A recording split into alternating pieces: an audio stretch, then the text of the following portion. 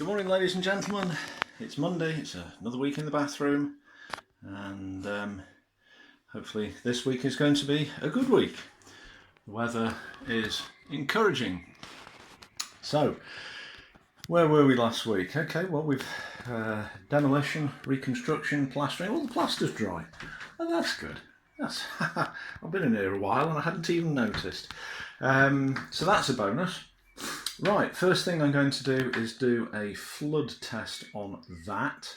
That's the basin waste, and I'm concerned because it shares a waste pipe with the shower. If you dump a basin full of water down that pipe, it's going to backflow up the shower waste. We don't want that because that would be a bit icky. Worst case, I have to route another waste line into the soil pipe, which is the other side of that wall, and that's under the bath next door. That would be bad. Hopefully that won't be the case.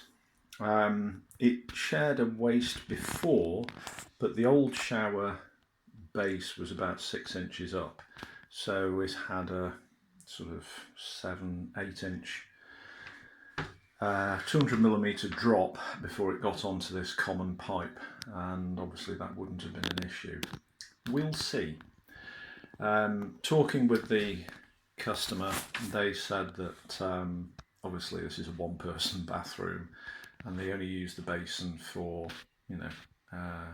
shaving, hand washing and toothbrushing, so the likelihood of having a bowl full of water is very limited, but it's still a test I have to do. Anyway, notwithstanding that, today I'm going to get the,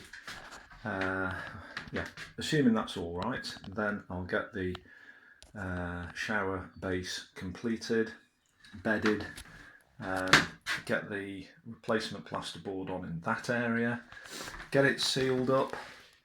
I've got some tanking tape due to be delivered today, and that is for wet rooms, and basically that will provide a really waterproof seal to the shower base.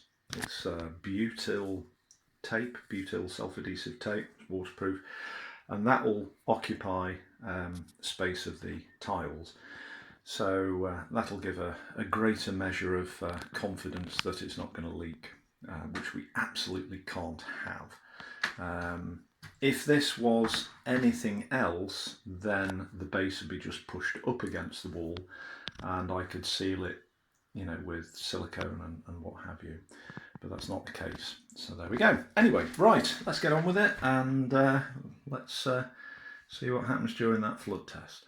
Right, flood test. So I've got the cold water feed going into the basin waste, which goes down and under the floor. T-joint, follow that round, and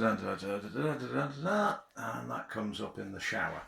So I've got a little half a tub underneath. Let's turn this on. One-handed. The rubber donuts just to hold it in place because I'm doing this one-handed.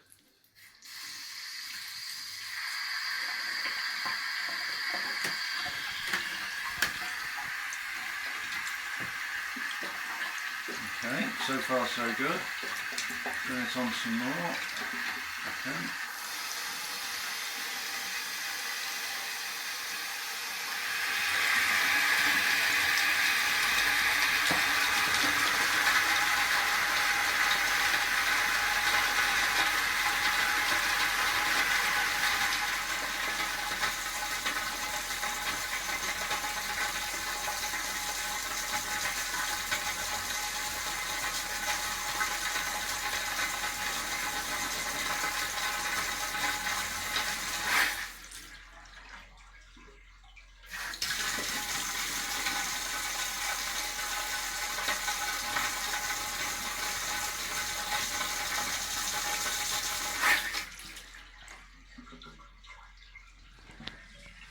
Well, it comes up a bit.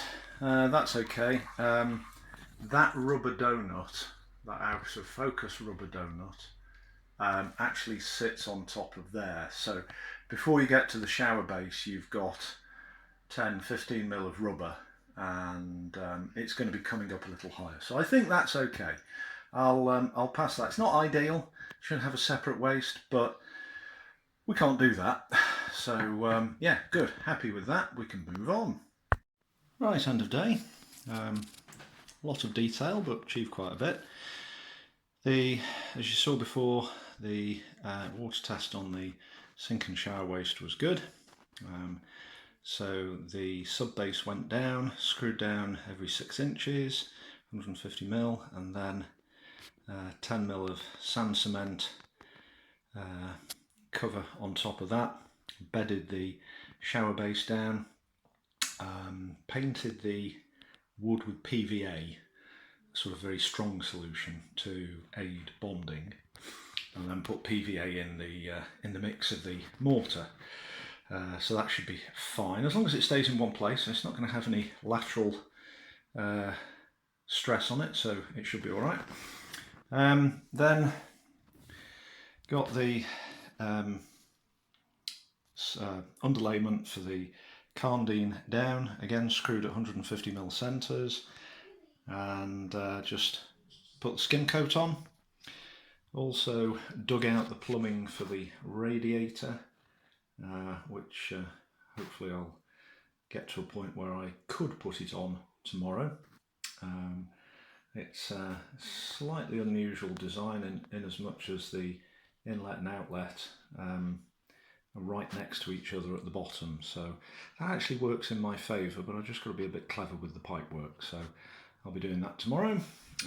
Took the windowsill off because when I can focus, oh come on, oh for goodness sake, thank you. That was a bit of a trauma because in this implementation the windowsills are held on by 2 brackets put on before the plasterboard is, so I had to cut round the board and through the brackets, but that worked out okay, so that's ready to be replaced. So yeah, busy. Anyway, thank you for watching and catch you tomorrow.